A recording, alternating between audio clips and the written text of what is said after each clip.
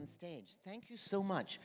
Thank you so much for making time out of your busy day on the show floor to join us for what kicks off our retail session, which is solving for retail's biggest challenges. But before we do that, how many of you have been running around like wild banshees trying to take in all of the sensory overload that is CES on the show floor? Right. So we're going to try something different. We're going to try and move our space, get a little grounded, and leave you open and receptive to the messages you're going to hear from our wonderful panelists. And with that, I'd like to invite Chris Bai from Calm Connect. Calm Connect has invented just a wonderful way to move spaces and ground ourselves. Chris? Thank you, Robin. Just some notes to keep me on track. My colleague and I usually do 4 to 5 hour workshops, so I got 30 seconds, so this will hopefully keep me on track. So, as we know from this show, we are living in a time that's different even from 5 or 10 years ago. We're absolutely more connected than ever because of technology. But we also know that we're more disconnected than ever in terms of authentic human connection. And actually, the pandemic proved this to us. We had unprecedented access to technology, but we also had unprecedented levels of mental illness, depression, anxiety. So what we're going to do today is you're going to do a short snippet of Calm Connect. Calm Connect is a program with 29 sequences. Each sequence is 3 to 4 minutes in length. We'll just do a short segment of one. But what Calm Connect does is it harnesses the power of human connection using eye contact, smiles, body language to make us feel safe and calm. So, as you follow along, notice how you feel. Do you smile when the person on the screen smiles? Do you imitate? Are you following along? Notice how your body feels at the end of each movement. How many of you have kids? Older parents? So, and hopefully your kids and parents don't experience this, but imagine a classroom full of first or second graders. Imagine a home with older people that are isolated from society, or maybe workers that are feeling on the outside looking in. Think about the fear, the anxiety, the isolation, maybe how overwhelmed they feel. And then think about how they're going to feel after a short snippet of Calm Connect. Calm Connect is a streaming program. It's used in thousands of schools, mental health centers, and hospitals around the world. So, thank you. So everybody's going to stand up, right? Thank you very much. Stand up. We're going to make you do a little work on this one. And yeah, simply follow along.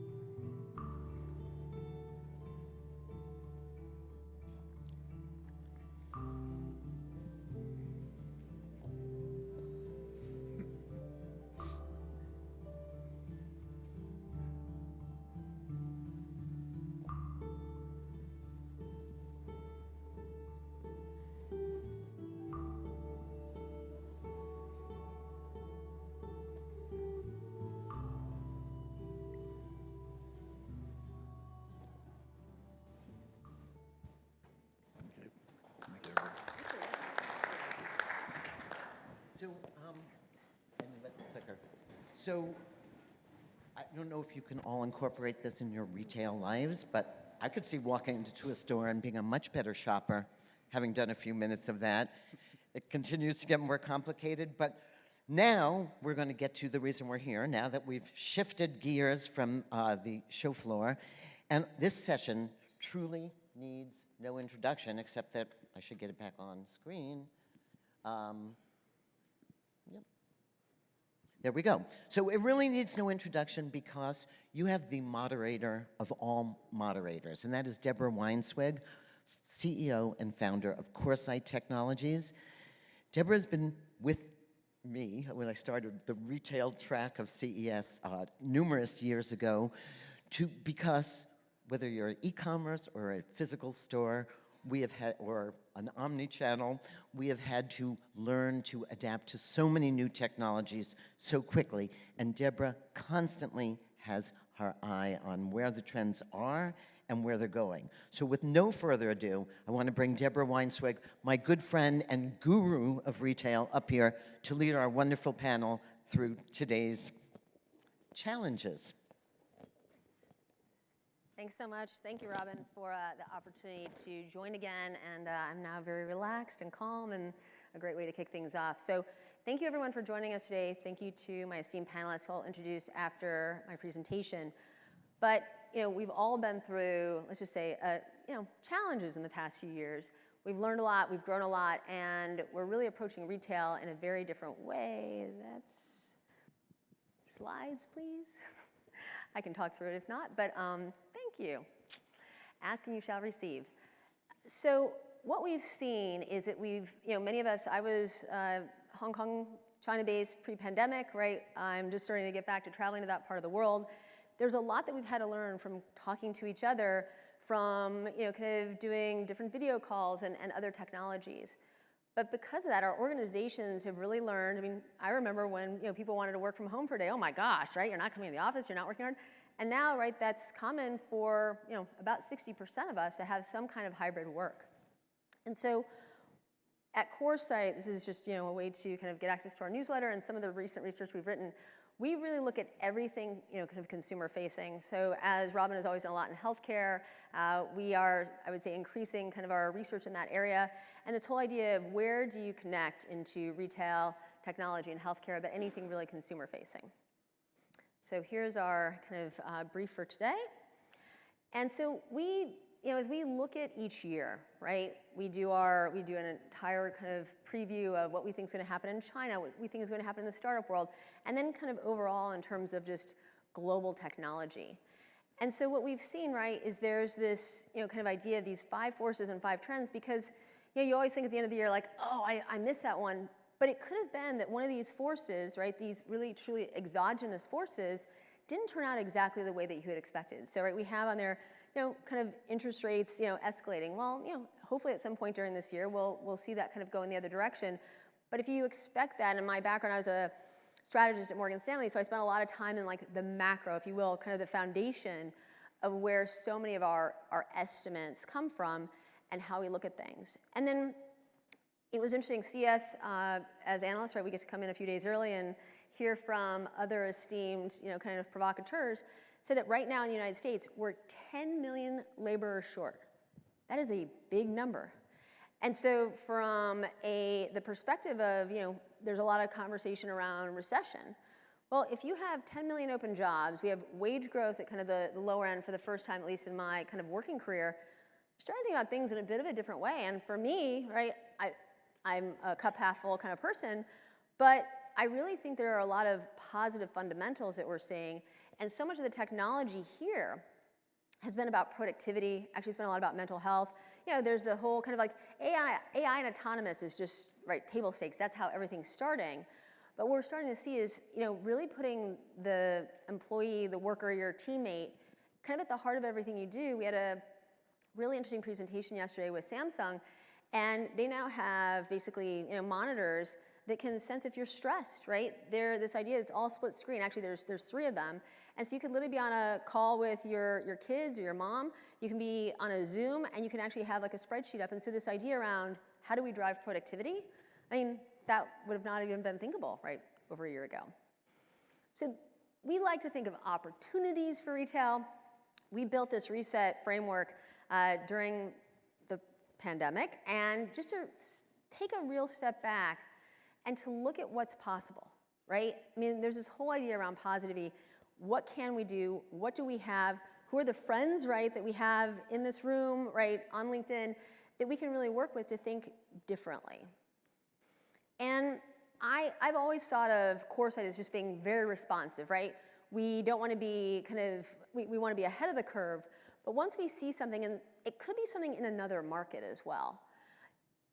If you remember, everyone had thought that we were going to see, continuous store closures, that retailers were everything was going to move online. Well, what we saw, I mean, I have to say, for those of you who went back into physical retail, shortly after let's call them non-essential retailers were able to open, I was in a mall for 9 hours, and I'm like, and I didn't even really buy that much, and I'm like, then it was just like the time, right? You ate, you looked at new things, right? You chatted with the folks at the coffee place, and so this idea of, right, that is fun for us, right? That is a place we can go, we can engage, we can learn, we can make better decisions, which I think Lindsey's going to talk a little bit about, around the sustainability of what we're buying as well.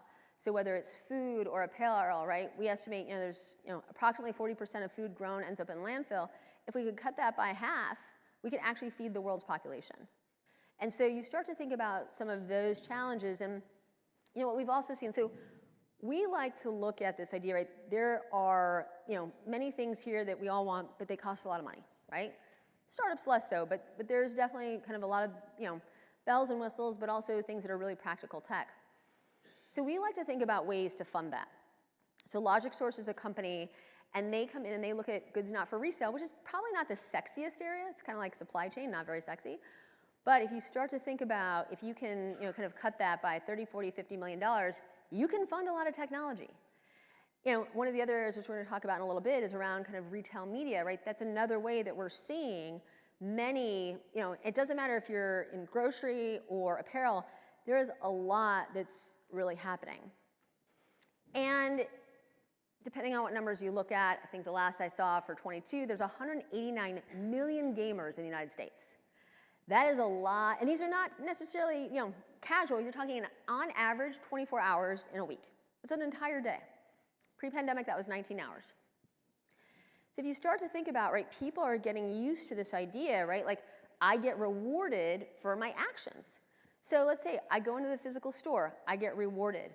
I go online, I get rewarded. I buy, let's just say I buy an item from this retailer, every month of the year, I get rewarded. And so this idea that there's this whole really kind of a Pavlov's dog aspect of this, but we are seeing loyalty programs, gamification, rewards, and we're seeing it in healthcare too, right? We met with a company called Omron Health, and they're, this whole idea of, right, you as a consumer kind of know your behavior better, and so you can really have an impact on, kind of whether it's taking care of yourself around, kind of patient monitoring, and from a remote perspective, which is incredibly important.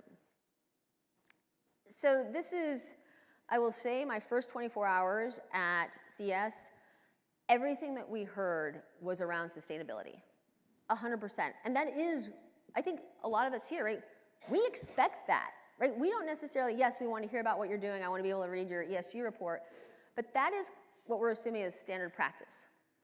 Now, I will say where Coresight, going back to, right, we're very much income statement minded, is when people tell me that being sustainable costs them more, I'm like, well, that by definition is not sustainability, because the idea is we use less resources, right? We should ultimately be able to have, theoretically, a higher top line, because we've got more of the kind of right product in the right place at the right time, but we're also spending less. We figured out new processes, new ways of doing things. And that, I think, is really critical. And some of the, I mean, it seems simple, right? Happy returns. I remember when they came out with the idea, right? This idea that you can have everything kind of go in one place, make it much easier for the consumer to return. Why is that important? Well, going back to this idea of not buying, having more information to make the right decision to purchase in the first place. But if you buy something wrong size, color, fit, etc., the idea that it's very easy to return it, and why does that matter? Because we can get it back on the selling floor. Because if it gets returned too late, right, we missed the window, it's either an automatic markdown, or retailers are just trying to job it out or figure out how they may kind of at least recoup a few dollars for that. So if we start to think about, to me, this has been this idea, we can call it alternative revenue streams, we can call it, other ways that retailers, because the amount of, hey, to me, the whole cookie-less world, retail is sitting in the center of that, and they are incredibly fortunate with the data that they have. In some ways, the permissioning that's done for, and REITs as well, right? We're seeing that with the mall REITs, they're also doing some incredible things around this. But this idea that I am, if I'm a brand, if I'm a CPG, that I now am paying to be on a shelf, I am paying for advertising with the, kind of retailer, the showroom, if you will, that I'm being sold in. I've talked to many grocers, large and small, mostly public companies, and they have said that they are actually, on the products they sell, they actually have negative margins right now. Because they're able to, so think about it, all of us in this room, we're benefiting from that, right? Because we are actually paying less for our goods because they've been very smart around retail media. And there's now these huge retail media networks, right? If I'm a brand, who can I go to help me figure out kind of where to spend and have it be most effective? The other thing is Walmart has kind of taken the next thing and just run with it, which was around data monetization. So, right, they have an incredible amount of data. There are two ways to do that. So number one, you can sell the data back to the CPGs, to the vendors, the manufacturers, the wholesalers, et cetera. You can also sell that data to the world I came out of, which was Wall Street, right? Because we all wanted to understand, right? We're trying to build, right, these mosaics. And we want to put things together in a different way so that we want to invest in a company, either a public company or we want to maybe think about, venture. But there are different ways to think about how to invest. All right, so we're going to wrap this up, and then we're going to hear from our great panelists. But to me, the idea, I had actually, when I left Wall Street, I went to an Israeli tech company. So I went from a company of like 250,000 people at Citigroup to 38. Bit of culture shock for about 6 months. But what we did is we looked for patterns in data and made recommendations. Now, that was kind of AI-driven, but there was also kind of a recommendation engine. And if we start to think about how data in the hands of the right person at the right time can make better decisions, right? So if I'm a brand, I know this product is really hot. I know that if it was on the selling floor, it should be doing better, but the data doesn't show that. Well, you know what? It never made it out of the back, right? These are the things, like when you start to look at it. One of my favorites was, we worked with a large grocer, and we couldn't understand, right, why they didn't have better margins on their chicken. Well, they had a scrap, they had a butcher, and what we found is we went, because we had to observe it. It goes back to we had the data, but we had to go and see it. And you saw how much of the chicken they were throwing away, right? It was unbelievable. And so we just changed some, it's all process, right? We changed some of the process, and lo and behold, we saw some tremendous changes. So I think that we have all been given this opportunity, number one, to fund a lot of the innovation through different, kind of measures, whether it's retail media, whether it's selling data. There are many other things, building ecosystems, having partners. Secondly, I think nothing is off the table, right? I think everything is in play. We can try anything and we can find people who are willing to support us. And then lastly, to me, I am sure all of you are going to walk out of here and be like, she is crazy. But if I were to be long one sector, it would be retail.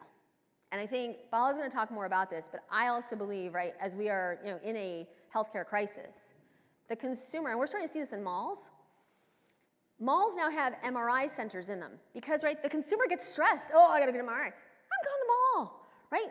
I have very positive associations with that. The ability to take care of oneself in an environment where we're very comfortable and also where there's capacity, I think there's a huge opportunity. So we have access to the deck here that will be available for everybody else let's just say next week. This is a sneak preview for all of you.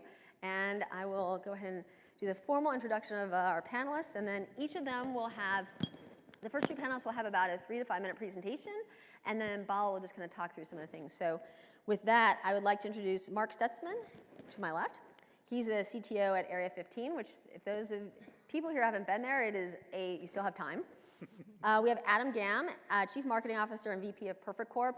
Perfect Corp has really gone through an incredible transformation, in my opinion, during the pandemic. And kind of where they started and where they are now is actually truly makes you take a pause, because it's really amazing what you guys have done. Lindsey is the Global Commercial Director of Digital Solutions at Avery Dennison. We've worked very closely with Avery over time, and they are truly changing on a global basis, right? Coresight, we're very global, how retailers and brands and, kind of, both on the staple side and the discretionary side, how they go to market and how they think about data and blockchain and really taking care of the consumer. And then we're going to close it out with Bala. If we have time, we'll do a little bit of Q&A.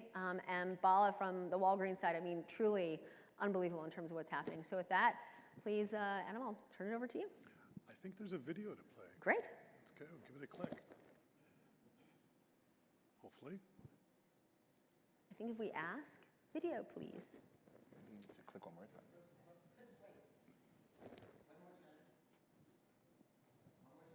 I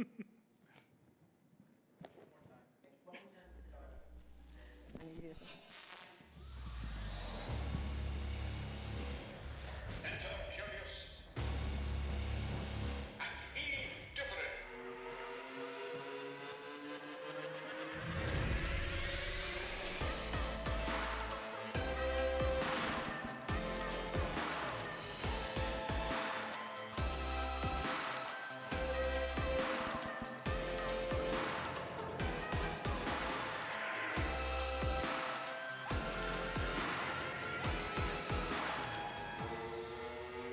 Area 15 is a platform for innovation, for connection to people in a way that is so sorely missing today. It's like going into another dimension.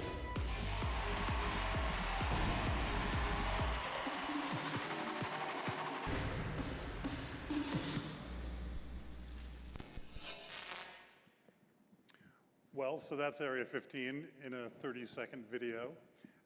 We're a very non-traditional venue. We're an experiential venue right here in Las Vegas. We really try to primarily move our guests from spectator to participant.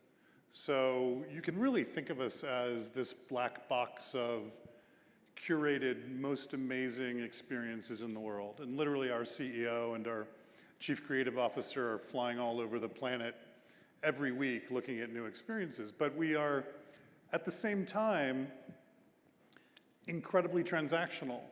And so I'm probably not like the rest of you in the audience in that I'm not a traditional retail environment, but retail plays a huge part of what we do every day, including ticket sales, and we have restaurants and bars in the venue, and we have retail stores called Wild Muse, which is all about festival gear, but also branded Area 15 merchandise, as you can imagine, is a huge seller for us. But we really think of ourselves as this black box so that we are incredibly modular. And as the CTO, I also think about our technology stack, our marketing tech stack, our transactional stack as also being incredibly modular. And that ability to plug things in and pull them out is what really makes us successful, both from an experience perspective and a technology perspective, because if it doesn't work, we can adapt incredibly quickly. For example, when we first opened the venue about 3 years ago, I didn't do a single license with a vendor that was more than a year, because I knew that we were testing everything, and we had to see what worked and what didn't work. I can also tell you, for a place like Area 15, our website is very content heavy, but it is also one of our primary transactional channels, right? We sell millions and millions of dollars worth of tickets through the website. So it's critical, and I think we're very similar in that way. And look, it's an amazing place, and before I stop talking today, I'll probably be the shortest one today, but before I stop talking, come over and visit us, show your CES badge, and you'll get 20% off throughout the venue. I don't know, is the Walgreens guy gonna say that today? they can pick a bottle of water on the way too. There you go. And that's it for me. Questions at the end. Great. Next, we have Adam Gann, Chief Marketing Officer and VP of Perfect Corp. Great. So Perfect Corp is the leading provider of AI and AR solutions, really to change the entire consumer shopping experience and journey and really solve consumer pain points. The company's been around a little over 7 years right now. We actually just went public in October, so I think that's part of the amazing change that Deborah was referring to. But everything that we're doing is really trying to use the technology to create utility so that consumers can solve those pain points. Whether it's dealing with hygiene issues and not being able to sample items now, which during COVID became a big issue with beauty products, right? You couldn't go into the store anymore to sample. You saw everybody wanting to shop more online with digital transformation. But again, if you can't sample, we all know sampling is key for retail sales. How do people really know when they're buying something online that they have the confidence that it's the right item and that they don't have to worry about returning it?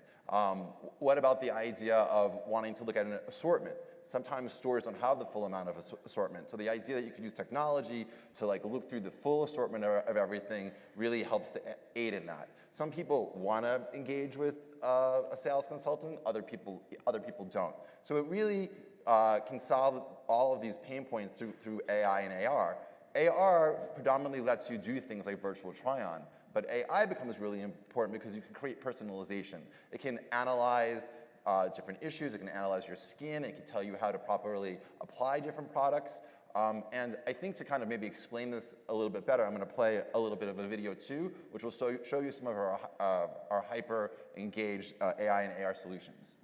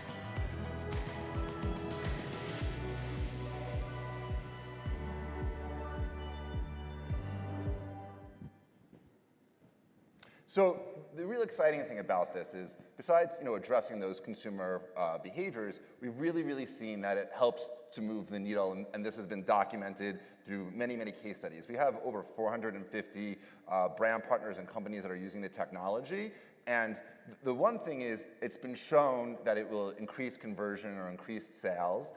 It's also shown to increase engagement, so you're really getting a lot of people interacting a lot more with the brands and building that loyalty over time.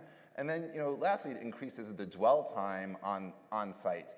But the thing that we've learned most importantly is the technology really has to be really good and very accurate. If you have a bad AR or AI experience, it'll be exciting for the novelty. People will try it, but they won't come back. So one of the things at Perfect that we've relied on is making sure that everything's really accurate, which is why we've focused in on the areas that we have, which is really a great analysis for anything that's sort of shoulder and above for your face. And then also we've just recently expanded to having things available for hand, and you'll see it kind of extending over time. But if you don't have that proper, really accurate experience, you'll have people return the item because they won't be getting what they expected.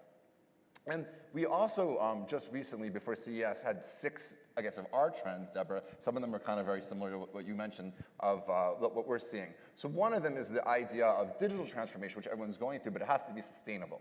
So if you could have somebody virtually trying on a product, you don't really need to rely on all the packaging and the waste that comes with sampling. You don't have to worry about people returning items because they'll be more confident in it. We see the return of in-store. So in-store is obviously really key, and I'd say the one thing about in-store is people want those experiences. So it's not just, just because they're digital experiences, they want them in store. People were looking for those social media moments before COVID. They want these kind of engagement metrics really going on once they're in store. We see, the rise of AI, skin technology, and you're going to be seeing these technologies moving from consumer retail into things like med spas into doctors' offices using AI. You're going to see the evolution of fashion technology, especially with, like I'm saying, the advancements that we've had with our agile hand technology. You're going to see increase in AI personalization. And that video really showed it. The idea that you can find someone's specific foundation color or recommend how they should be applying products or do analysis becomes extremely important. And then I think the last thing, obviously, is everything's going to be, Web3 enabled. And these AI and AR software solutions are really the beginning step towards moving us closer to that Web3 experience that everybody wants. So thank you. Can I just ask while we're in the moment, since you have so much data on consumer skin, are you also then able to do early detection of, let's just say some healthcare concerns? Yeah, and I'm gonna be careful on this because we're not medical professionals, but we've been working with dermatologists. We've actually just did a study with Dr. Feldman from Wake Forest University to validate that our technology is accurate. So right now we can look for 14 different skin concerns. We found out that what the AI shows you right from your smartphone correlates really very, very highly with what the dermatologist and the medical community says, as well as some really, really expensive equipment that's in a dermatologist's office. So I think you're going to be seeing people sort of phase into this early engagement with using their own devices. I'd say for like more serious medical conditions, definitely that's where things are leaning. But again, we want to use these technologies in conjunction with the medical professional. We're not trying to replace the medical professional, but these are going to be tools that are going to definitely you're going to definitely see it, Deborah, moving forward. Great, thanks. Thank you. That was great. Next, we have Lindsey, Global Commercial Director of Digital Solutions at Avery Dennison. Thanks, Deborah. So before I get started with the next slide, you're going to need your phone out because we're going to do a little demo and play a little game. Actually, I think the next slide, before I even interrupt you, I'm sorry, I forgot one more slide. Just because that would have thrown you off. Actually, everybody, if you grab your phones out too, this is Perfect Core's QR code for our virtual booth. So if you didn't get a chance to stop by and see us at CES, do scan this. We have a virtual Web3 booth where you could try all of these technologies. I'm so sorry about that. No, it's all good. And I'm glad you have your phone out because we're going to tee up a little game of what if. So I want to ask you, what if your products could talk? What if they could tell you from the moment they were created, from raw material all the way to arrival in store, what their conditions were under which they were produced, who made them, where they were from, and where they were at during transportation, including the carbon emissions that were emitted in the process? What if your products could tell you how consumers are using your products, both pre and post-purchase? And if you take your phone out, you can scan the QR code. This is an example with an over-the-counter medicine that tells you exactly what if. And at Avery Dennison, you might know us as the company producing labels, graphics, tags. We're a material sciences company, but we're also leading the cutting edge of digital solutions to enable answers to these what-if questions. So this example could be applied, as we're doing this today, across every product category, from food to apparel to electronics. And what we do is we create a digital twin through our platform Atma.io, where we believe in a future that has every physical product connected to a digital twin. Since we launched our platform a few years ago, we have been working with major brands and retailers so that over 22 billion products have been digitized on our platform. And every second, 300 items are added to the platform. So when you have digital triggers, which is also something we do, this means you have a true intersection of physical and digital to engage consumers in order to track everything from the creation of the product to the sustainability information that's so critical to driving sales today. Did you know that before a consumer plans an in-store visit, 91% of them think it's important to know that you have inventory in stock at that location? And 71% of consumers are willing to pay a premium for brands that offer traceability information on their products. That's pretty powerful information to have at your fingertips, and to be engaging consumers through simple triggers like a barcode, a QR code. This is what's going to be on every single product in the future, and not just at a category level, but at an item level. And why is that important? Because when you have item level information, this means you can personalize that down to the very individual who purchases that. They can have a verified, authenticated product, and that lets you communicate with them individually. So if you have a loyalty program, we can integrate our platform with your technology stack and make sure that our field applications are speaking all across the value chain, from suppliers to buyers and back through a circular economy. We have done this for countless brands on a global basis.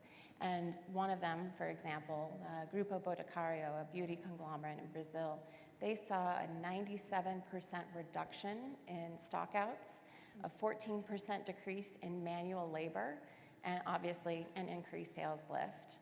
This, along with Etam brand, the #1 lingerie brand in France, they wanted to communicate to consumers their sustainability journey that all their garments went on. And that's where they were able to, through a QR code and RFID tags, make sure that the consumers were able to see the story, the brand story, to tell about the factory that produced those garments, which obviously resulted in another sales lift for them. We make it as easy as possible to get started, so you can start very simply and scale up over time. Our platform is being widely used, and you can absolutely talk to me about this. My email's in the bottom, but check us out. Right. One question, something I've thought about quite extensively. So I used to work at Li & Fung, right? We were the largest sourcing company in the world, and so I always wanted to figure out how to get back to the person who made my garment, right? How do I kind of develop a relationship with them? There's something very special about that. Is there a way now, and then can I tip them, can I message them, what are you see, where are we and where are we going? Where are we going? Where are we today? We have the ability to drive circularity because we're registering products, we can authenticate them at the store and drive that communication channel to get passive data collected as the product's being used. One example of this is Adidas. We're working with them on their Infinite Play program because we know so many garments end up going to landfill, and it does not go away. That's where those products, they're valuable over time, so they're looking at new commercial models as well to make sure that consumers, when they're finished using that garment, they can bring them back to the store, maybe they get a discount, they're driving loyalty as well, and those products are being sold so that there's no end of life. It's really sustainable and circular at that point. That's great, thank you. All right, so Bala, we're gonna have you close us out. Bala has an amazing job as the SVP and Chief Product Officer for Walgreens, so he really takes everything all of us are talking about and makes it come to life, so. Hopefully I will, but before I get started, I still believe that like Walgreens needs an introduction, so I'll spend a few minutes on that. And then actually get into actual retail challenges which we are seeing at scale. And then wrap it up with like maybe leave a challenge out there for some of the folks like who want to, like some of you guys, if you guys want to actually go address and see if there's a business opportunity. So really high level, let's start with show of hands. How many of you guys actually shopped Walgreens at least once in your lifetime?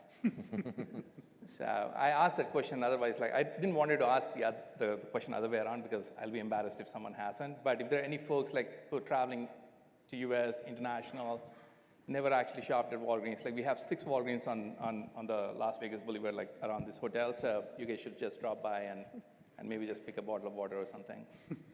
That's the best way to actually get immersed into the Walgreens experience more than any other way to do it. So starting there, and really high level, Walgreens is a health and wellness-led retailer. As in, we are very cautious and conscious about it on every single decision which we make as a company.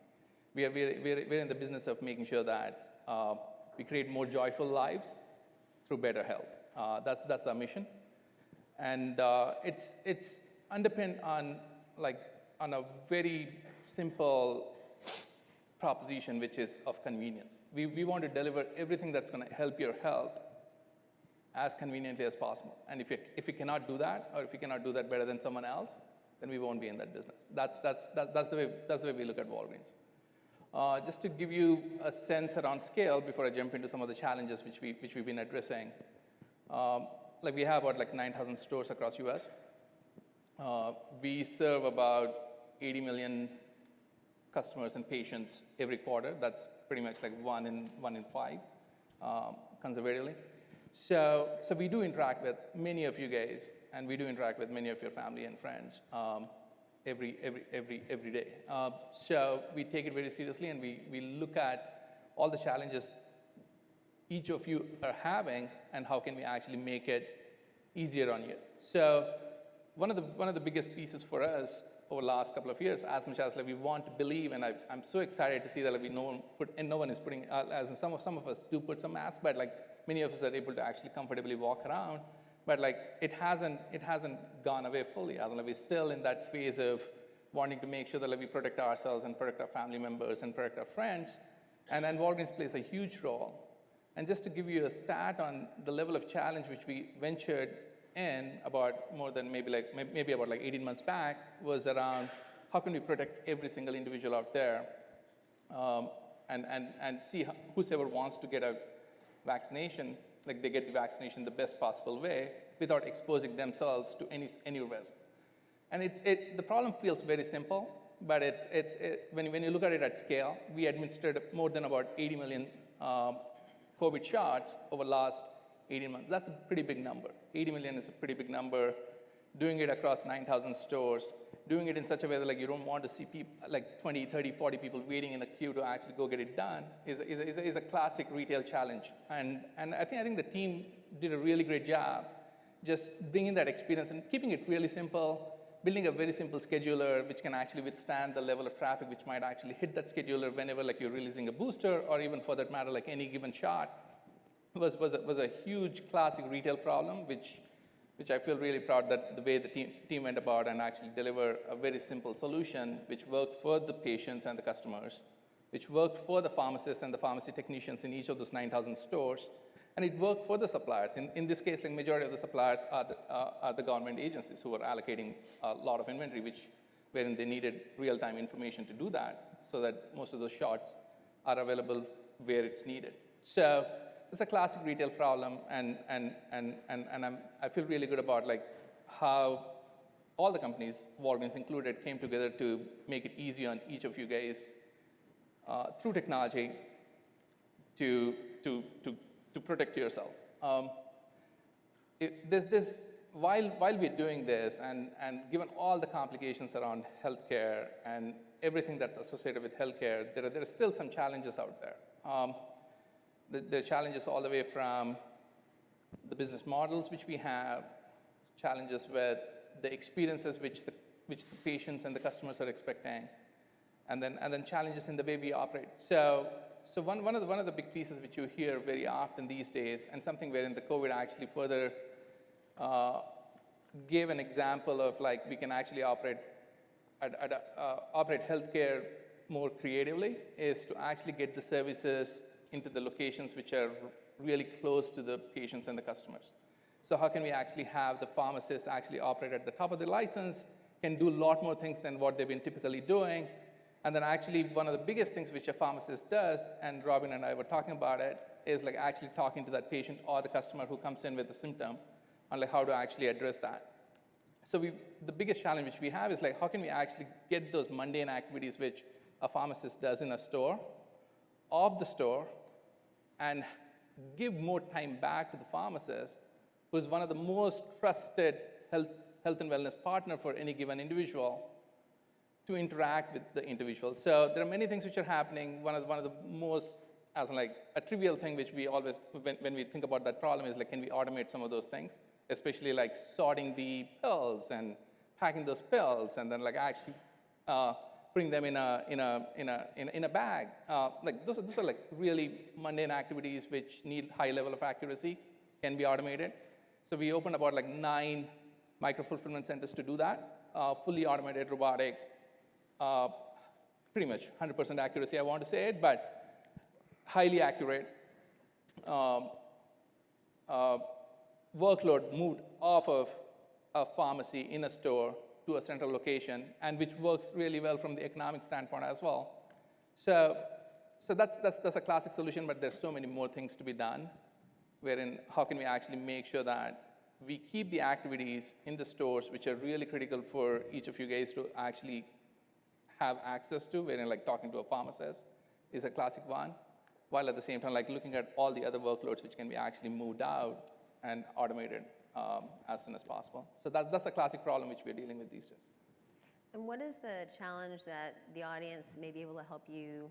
You know, there are always, right, there's different degrees, but what's the one you're like, wow, this has been really challenging?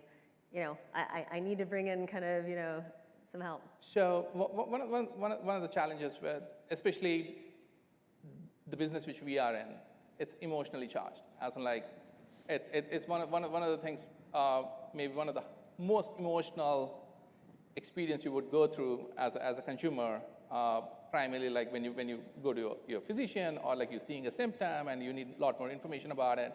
So you or like you're waiting on your refill. These are like really emotionally charged need states. And one of the problems which we are trying to solve for is, or one of the things which you guys can think about is like how can we actually be able to identify that call which is coming in for the pharmacist? How can we actually identify the calls to be like something wherein a pharmacist needs to actually interact versus like how can we actually get to a place wherein like we can actually be able to help the consumer or the patient in the best possible way to get the information which they need. So that's one of the classic problems with like all the development which is happening with natural language processing and everything that's happening around that. We believe that like there's an opportunity there, and there's an opportunity to actually come up with solutions in that emotionally charged movement for a consumer, while be able to do a far better job than like waiting for a couple of minutes or maybe 10 minutes or 15 minutes to actually get a pharmacist to talk. That's really helpful. So I had the chance to ask everybody except Mark a question. So Mark, when Area 15 was rolled out versus where it is today, what have been some of the biggest surprises and challenges? Well, the surprises for us was that we opened during the middle of the pandemic at 25% occupancy kind of throughout Las Vegas. And it was, for us, it made sense because it was our first venue and we didn't really have the operational experience. So it made business sense for us to do it. But the locals came out like crazy.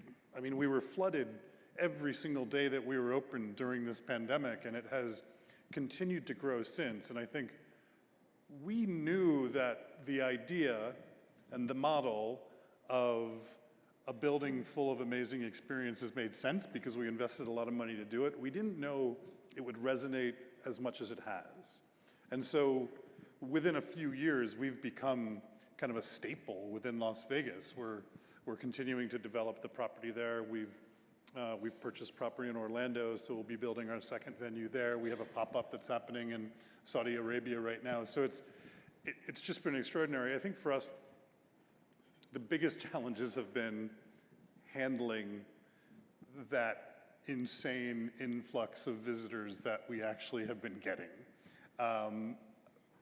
We've hired brilliant people, and they all know their business line, but no one has done what we've done before. So we're kind of inventing processes like, in some ways we have processes like Disney because we have attractions. In other ways we have processes like a casino because we have a significant corporate event business, and we'll likely do 250 public events this year of DJs and music events and things like that. So that's been the biggest challenge, just getting our arms around this new business model and understanding how to do it. And I can also say that we've built this massive data stack as well. So we're really kind of collecting everything we can from pre-visit to during visit to content preferences to attraction preferences and food and beverage, and all of our systems are completely tied together, so they act as one cohesive kind of guest experience.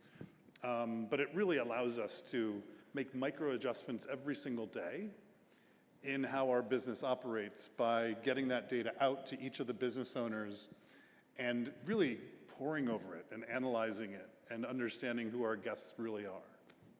That's fantastic. So I'm going to wrap it up very quickly. So it's always good, right? As an analyst, you always have 3 key points. So number one, I'm just going to leverage off of what we just talked about, this whole idea around personalization, right? And I think the consumer more and more, right, they're willing to give you their data, but they do expect a personalized experience. And in some cases, they expect to be rewarded for that. We talked about gamification. Secondly, I think healthcare has moved out of the doctor's office into the palm of our hand, into the stores. And yes, I covered Walgreens as an analyst.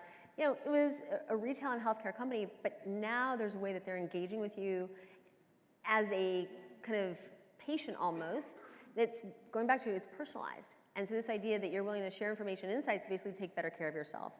And then lastly, experience. I think everybody on this panel talked about experience. I mean, I've never actually had anybody say, what if the product could talk to you? And I was like, yes, that's what I want, right? I want to know where it was made. Was this organic cotton? Was it not?